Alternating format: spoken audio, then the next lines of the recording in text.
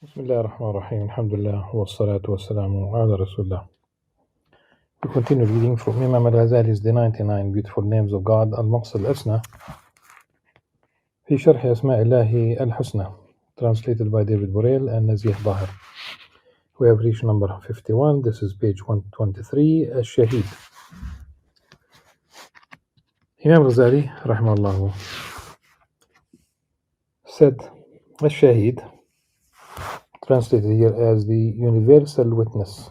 And of course, immediately when we talk about such a translation, there is an element that is really beautiful there, because sometimes even one might say often, sometimes even there's a period when one does not stop talking about Shaheed. Here, the universal witness compared to the human being, where it is always the human witnessing, the human shaheed is always in a particular context. You will never be able to witness universally, if you will. You don't witness the universe. In fact, we don't know the extent of the universe. We don't know. We know the part of the universe so far that until lately they said that it is 13.6 billion years old, and they have fixed that. Now it is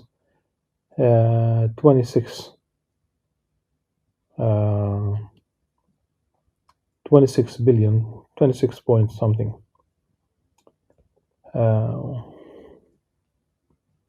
billion years old. You don't know what will be next. You don't know what will be next in the sense of is there a part of the universe that we still do not know. This is why all these discussions about whether there exists multiple universes, parallel universes, etc. That's a discussion. So the universal witness, subhanahu wa ta'ala, refers in its meaning to knowledge with a specific addition. For God, great and glorious, is knower of invisible as well as invisible things. But invisible, it's really, you talk about alim al-ghayb. Our knowledge is basically about alim shahada, and it's reductionist at best. We know only very little. We know very little. We are still discovering whatever Allah subhanahu wa ta'ala is enabling us to know will always remain partial. عالم الغيب والشهادة. Yes. And now the invisible, the ghaib, comprises whatever is interior,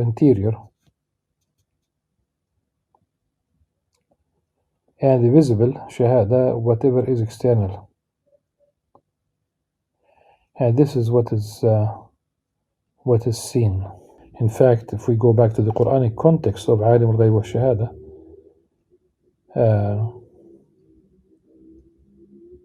هو الله الذي لا إله إلا هو عالم الغيب والشهادة هو الرحمن الرحيم. So عالم الغيب والشهادة belongs to the oneness of Allah subhanahu wa ta'ala. It's an attribute to these art. It's an attribute of Allah subhanahu wa ta'ala, in line with the oneness of Allah, with bearing witness to the oneness of Allah subhanahu wa ta'ala. La ilaha illahu. So if one considers knowledge alone, so ghaib versus shahada, whatever is the first is in the ghaib. The invisible comprises whatever is interior, and the visible whatever is external. And this is what is seen. So if one considers knowledge alone, he is the one who knows. While if it is linked to invisible and interior things, he is the one who is aware of everything. And if it be linked to external things, he is the universal witness. And it may be considered as well that he will bear witness to mankind on the day of resurrection, from what he knows and has seen concerning them. The explication of this name is close to the explication of the omniscient, the all-knowing, and the one who is aware of everything. So we shall not repeat it. Maybe a word or two. The shaheed in English is also the talking about the human being. It's witnessing, but sometimes this witnessing takes place through the paying the ultimate price.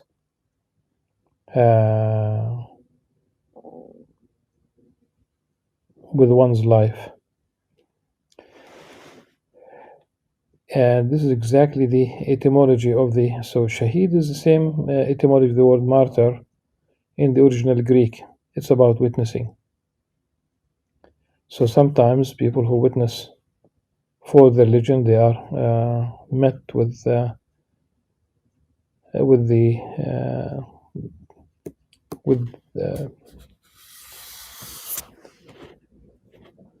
witnessing for the religion. There are prophets who were killed in the Quran.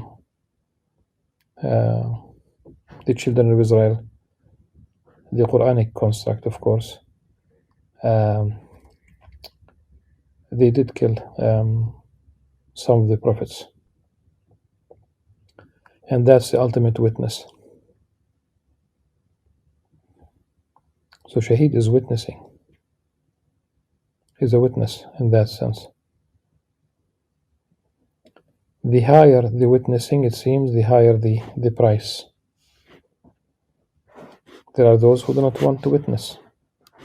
They might not want to talk about the atrocities, the injustices, about the what's happening to the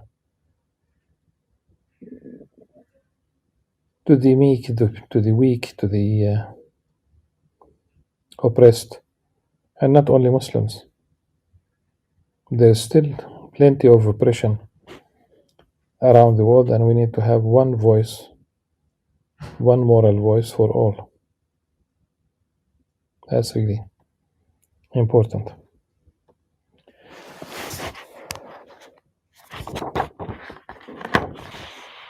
Number 52, Al-Haq.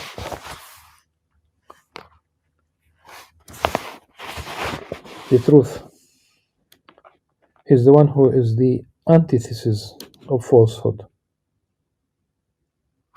في مقابلة الباطل فتسبان بأضدادها, the antithesis of falsehood, which will place the Islam and Muslims against against falsehood.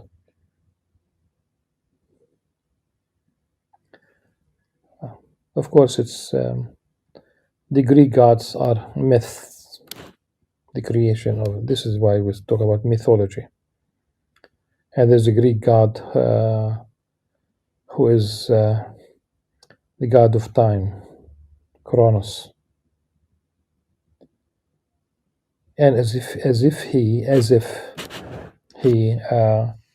condemned certain people to live in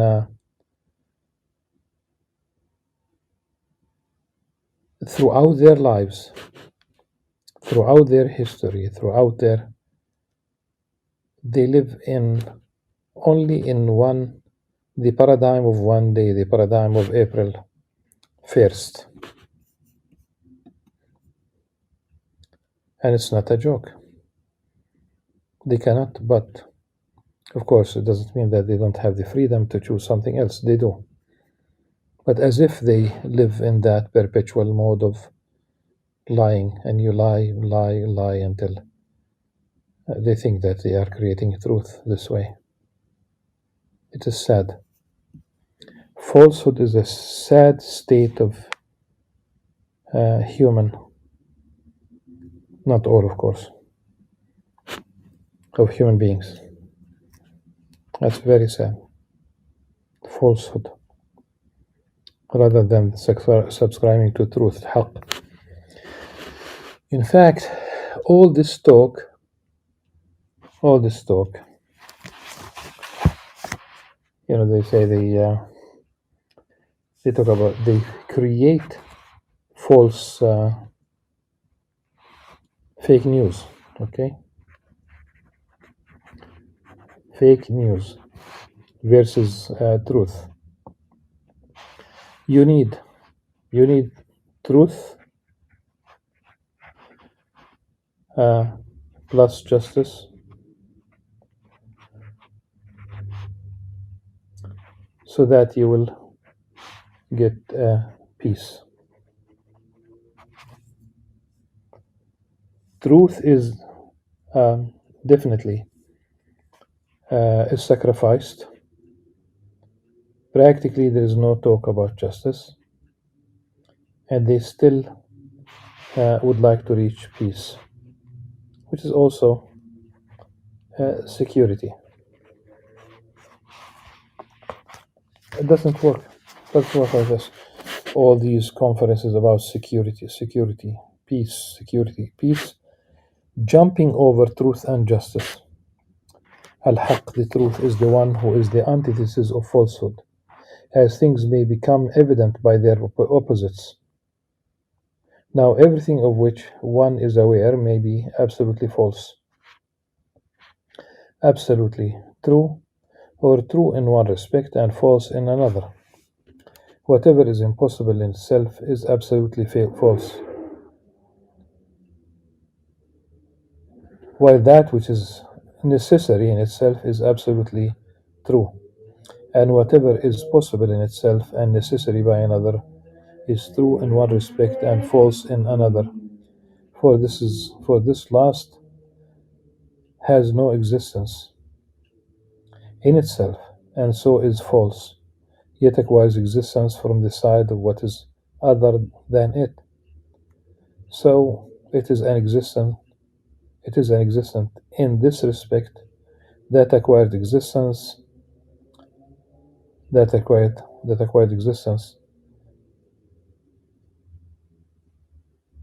is bestowed upon it. So in that respect it is true, while from the side of itself is false. For that reason the Most High, Allah subhanahu wa ta'ala, said, everything is perishing but His face. كل شيء هالك إلا وجهه. And of course, His face, this needs to be interpreted metaphorically. In the Judeo-Christian tradition, the representation of God is like an old man that does have a face. Sometimes in the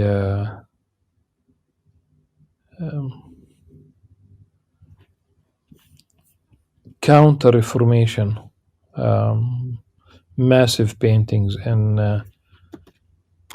Madrid.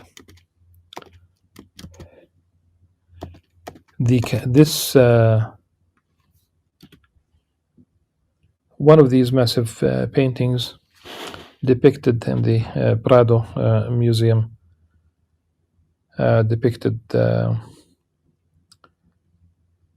a priest in a coffin, deceased, and what appears to be a meeting, a discussion, whatever you'd like to call it. It's because you You have a pigeon representing the Holy Spirit, a younger person representing Jesus Christ, and an older person representing God, the Godhead, the Father. And as if they were discussing the fate of this priest. But their very existence at the same time within that context, even in it defies really even Christian theology as it evolved over the years.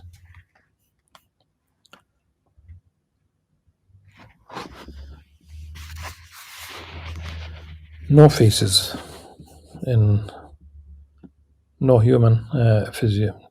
Nothing's like unto him. Remember, this is the cornerstone. If there's something anthropomorphic, then we resort immediately. His hand is above their hands because you have one hand, his hands above their hands. He created Adam with his two hands, the first person, singular, and بأيدٍ, this is plural, hands, in the more than two, of course, in Arabic,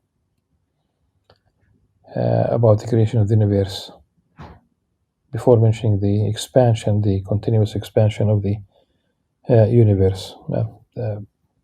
Definitely a scientific miracle. Who would have known 1500 years ago this aspect of it's known very late to scientists. It became known very late. He is forever and eternally thus, not in one state to the exclusion of another, for everything besides him, forever and eternally is not deserving of existence with respect to its own essence, but only deserves by virtue of him, contingent, for itself is false.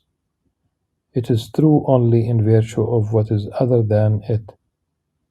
From this you will know that the absolutely true is the one truly existing in itself, from which every true thing gets its true reality.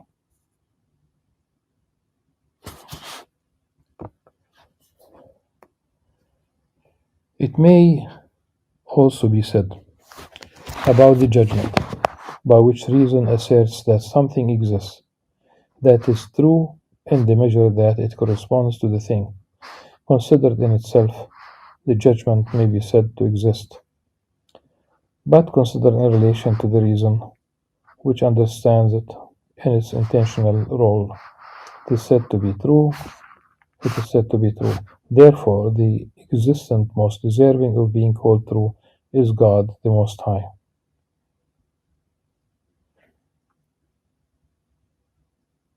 His existence is not dependent on anything else.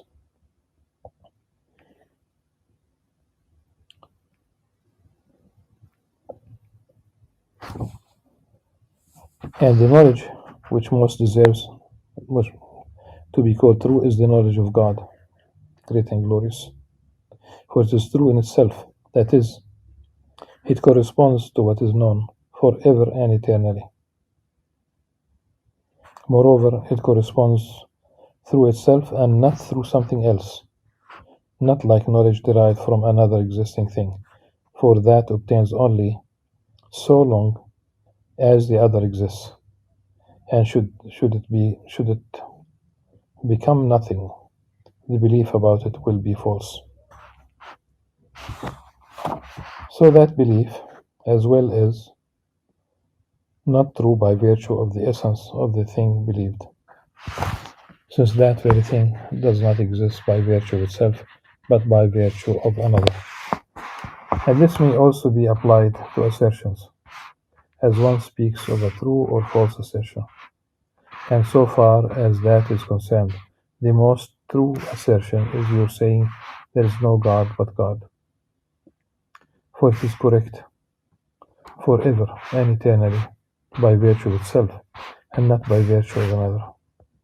Therefore, true applies to existence in individuals to existence in the intellect, which is knowledge, and to existence in speech, which is utterance. The thing which most deserves to be called true is the one whose existence is established by virtue of its own essence, forever and eternally, and its knowledge as well as witness, the witness to it, is true forever and eternally. So all that pertains to the essence of the truly existing one, and not to and not and to nothing else.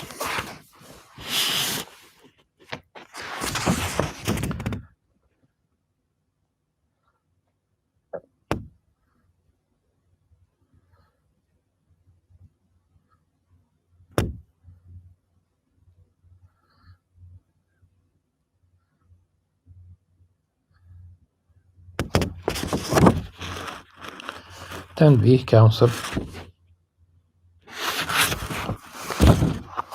Man's share in this name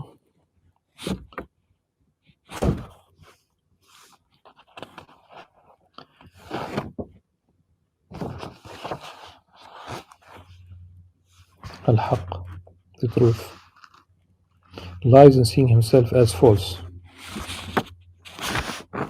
حق العبد من هذا الاسم أن يرى نفسه باطلا ولا يرى غير الله حقا.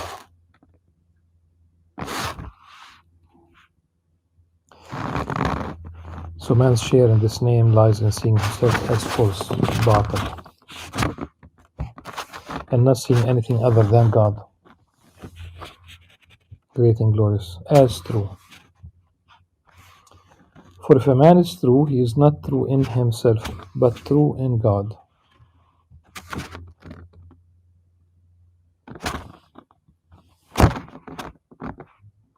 Great and glorious. Remember that Imam Al-Ghazali says that true Tawheed is seeing everything from Allah subhanahu wa ta'ala. That's true Tawheed.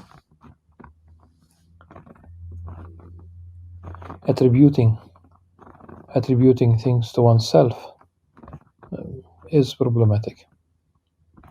And sometimes it is really straightforward shirk, depending on the person and the context.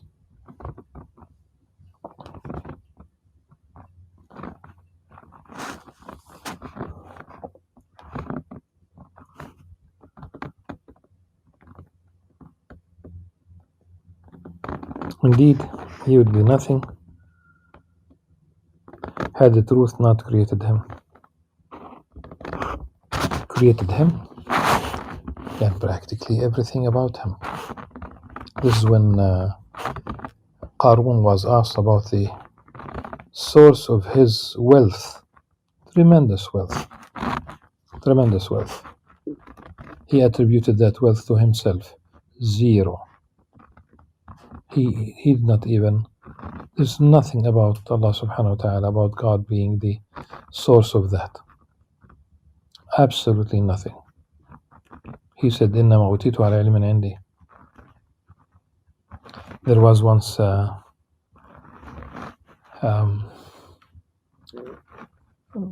we call it in our country, it's the high school general exams. It is called here Tawjih in our region.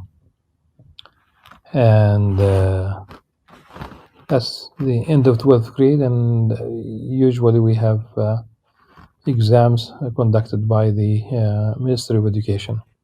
It's true in Palestine, it's true in Jordan and other countries. I have a large number of people take this, sometimes tens of thousands. And as with everything else, a female student ranked first in Palestine. She had the highest score.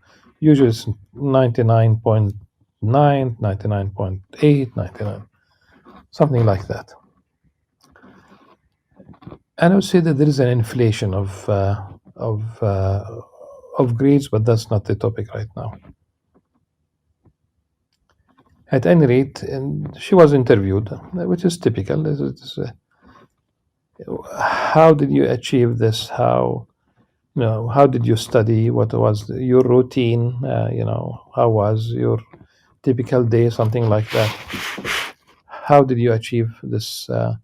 How did you become the top student in the country, top student in the Tawjihi exams? And she spoke about her studying routine and how she achieved this, and she has done that, and it's the I, and I was waiting for one thing only.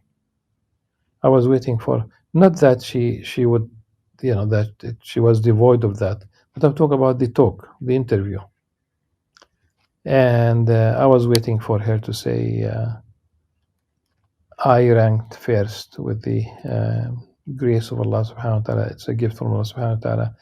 He guided me to study in this fashion. He enabled me. That's what I was waiting for.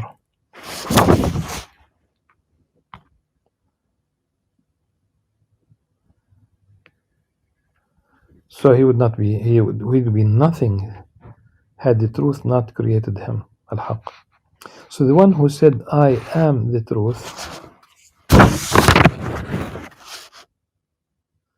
he said, Ana al-Haq.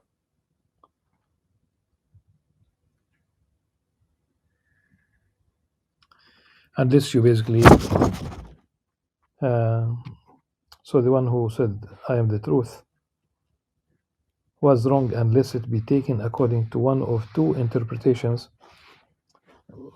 Okay, of course, interpretations.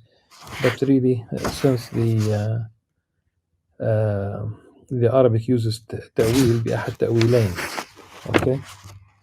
Interpretations, it's okay. Maybe allegorical interpretations, that will be even better probably. Metaphorical interpretation.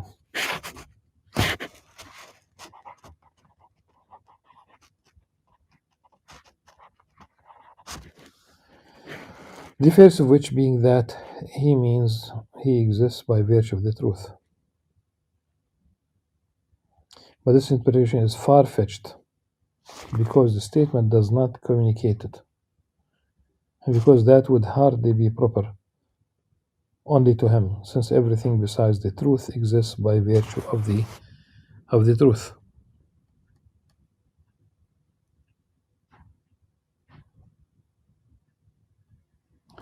The second interpretation, he is so absorbed in the truth that he has no room for anything else.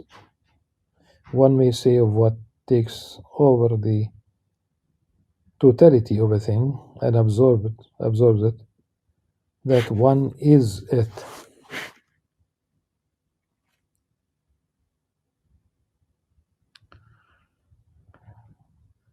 أن يكون مستغرقا بالحق حتى لا يكون فيه متسع لغيره، وما أخذ كلية الشيء واستغرقه فقد يقال إنه هو.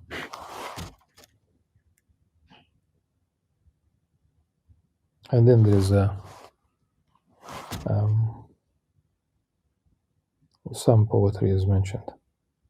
We will reach it in a minute, inshallah.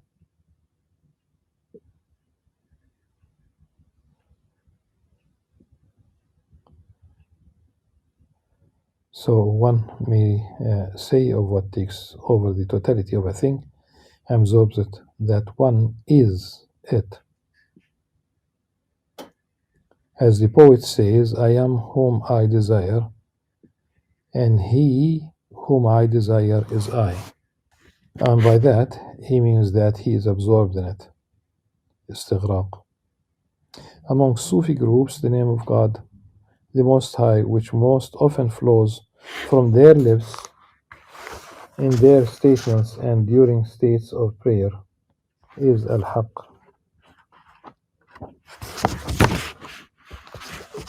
The truth.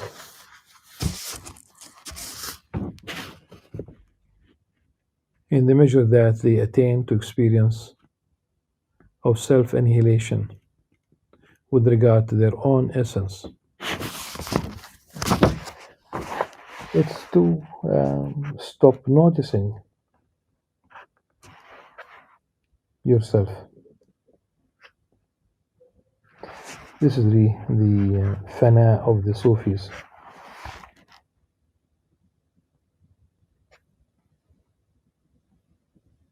For they see the truly real essence to the exclusion of that which in itself is perishing. As for the practitioners of Kalam, the name which flows most frequently from their lips is Al-Bari, the producer,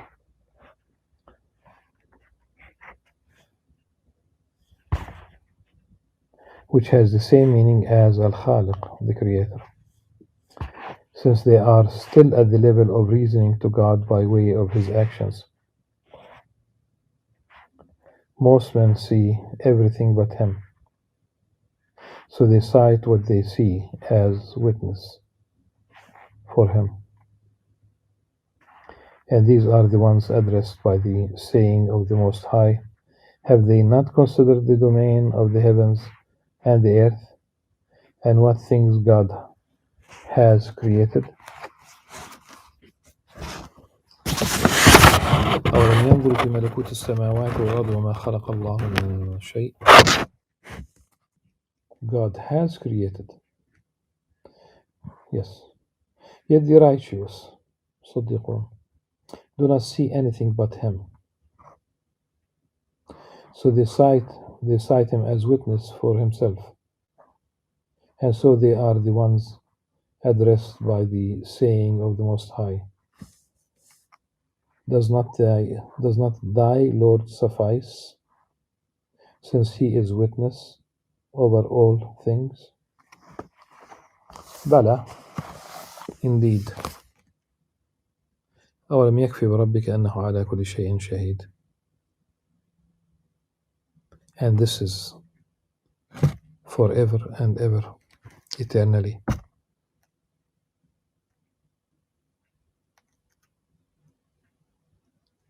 He has been, he is, he will always be.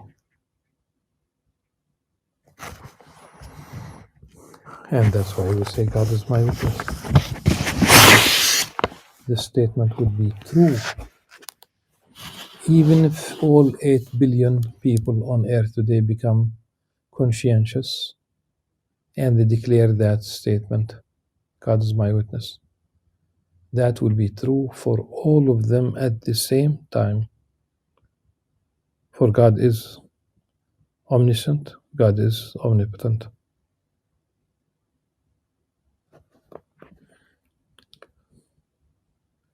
He encompassed everything with his knowledge. Sufficed, inshallah, for this session, and we'll continue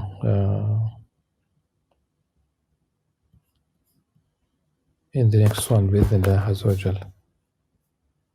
Until then, سبحانك اللهم وبحمدك أشهد أن لا إله إلا أنت أستغفرك وأتوب إليك. السلام عليكم ورحمة الله وبركاته.